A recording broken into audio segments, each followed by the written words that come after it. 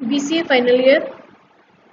अपना अज का topic web designing using HTML and DHTML course code BCA 315 अज शुरू करन जा रहे हैं, जिस दे विच सब तो पहला आपां डेफिनेशंस पढ़ांगे। सब तो पहली definition www world wide web, जो कि इंटरनेट की एक टाइप हुंदी है जिस दे विच असी इंटरनेट तो कोई भी जानकारी प्राप्त करनी चाहिए असी उसनों प्राप्त कर सकते हैं। अगली definition HTML hypertext markup language, a language of web pages on the world wide web.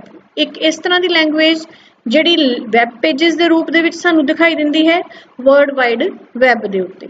HTML is a text formatting language। HTML एक text formatting language है जिस दे विच text नू format करके असी web pages नू create करते हैं।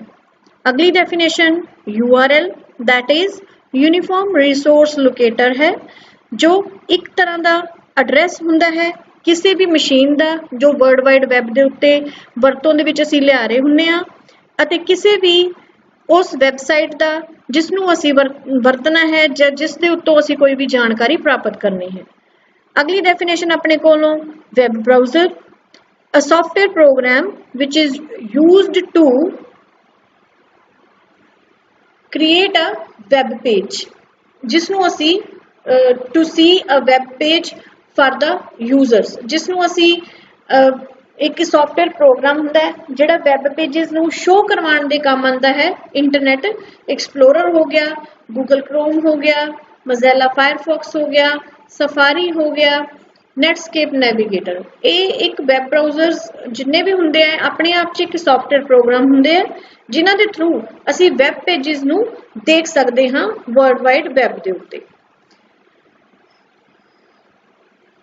वैब पेज अगली डेफिनेशन वैब पेज है साडे कोलों। वैब पेज एक स्पैसिफिक कलैक्शन ऑफ इंफॉर्मेशन हुंदी है जिसनों प्रोवाइड किया जाता है किसी भी वैबसाइट द्वारा and displayed to the user in a web browser. ते वैब पेज एक इंफॉर्मेशन दे नाल भरिया होया एक पेपर हुंदा है, एक पेज की तरह हुंदा है जिसनों असी वैब ब्राउज़र दे उत्ते डिस्प्ले करते हैं। एक website A website typically consists of many web pages linked together in a coherent function।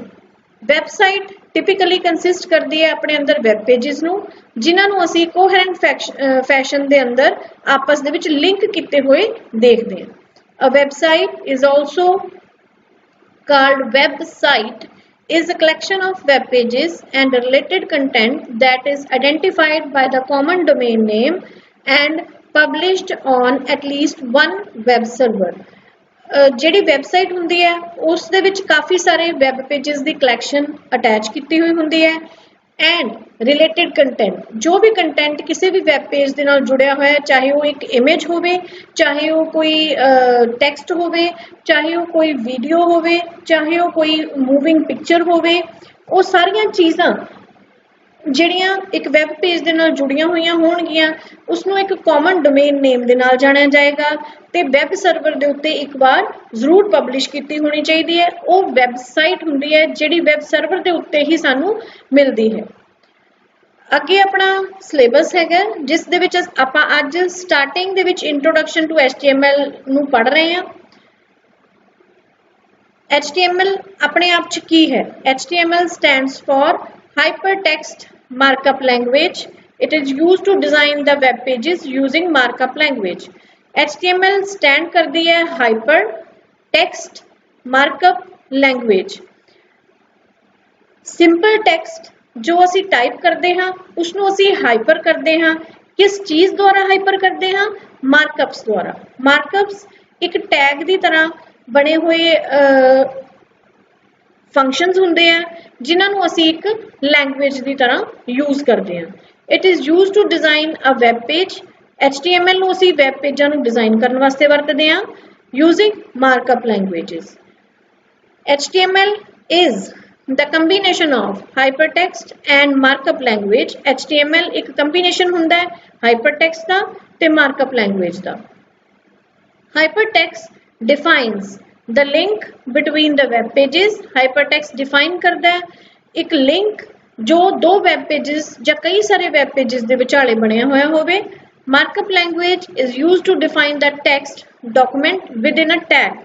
Markup language ਕੀ ਹੁੰਦੀ ਹੈ ਕਿ ਇਹ ਡਿਫਾਈਨ ਅਸੀਂ ਕਰਦੇ ਹਾਂ ਇੱਕ ਟੈਕਸਟ ਦੀ ਤਰ੍ਹਾਂ, ਕਿਸੇ ਵੀ ਡਾਕੂਮੈਂਟ ਦੇ ਵਿੱਚ ਲਿਖਿਆ ਹੋਇਆ ਟੈਕਸਟ, ਪਰ ਉਹ ਟੈਕਸਟ ਟੈਗਸ ਦੇ ਵਿਚਾਲੇ ਹੋਵੇ ਜਿਹੜਾ ਡਿਫਾਈਨ ਕਰਦਾ ਹੈ ਕਿ ਇੱਕ ਵੈਬ ਪੇਜ ਦਾ ਸਟਰਕਚਰ ਕੀ ਹੈ। Most of the markup languages are human readable। काफ़ी सारियां markup languages human readable होंदियां ने। Languages uses tags to define what manipulation has to be done। जिन्नियां भी tags असी use करते हैं languages दे विच ਉਹ अपने आप manipulate कर दिंदे हैं उस text नू, जिस भी text दे आसे पासे असी tag लगा दिंदे हैं। HTML is markup language which is used by the browser to manipulate the text। HTML markup language है जिसनों वैब ब्राउज़र अपने आप ही मैनिपुलेट कर लेंदा है images and other contents to display in it required format. जिस भी रिक्वायर्ड फॉर्मेट दे विच इस दे विच कोई इमेज लगी होवे या कुछ भी डिस्प्ले किया गया होवे उसनों रिक्वायर्ड फॉर्मेट दे विच अपने आप ही वैब ब्राउज़र मैनिपुलेट कर लेंदा है according to the tag which is used to enter in a web page. HTML was created by Tim Berners-Lee in 1991 and the first ever version of the HTML was HTML 1.0। First जिहड़ा version Tim Berners-Lee ने 1991 ਦੇ ਵਿੱਚ ਬਣਾਇਆ ਸੀ उस version ਨੂੰ 1.0 ਦੇ ਨਾਮ ਨਾਲ ਜਾਣਿਆ ਗਿਆ। But first standard version of HTML 2.0 which was published in 1999। पर जिहड़ा एक्चुअल लोगों के यूज़ करन दे लई वर्जन बनाया गया HTML दा वो वर्जन 2.0 सी जिसनों 1999 दे विच पब्लिश किया गया। थैंक यू बच्चे, अज दे दिन दा अपना यही लैक्चर है। इस तो अगे आपां डेली इसे तरीके नाल प्रेजेंटेशन के थ्रू या गूगल मीट के थ्रू आपां लैक्चर अपने लगावांगे।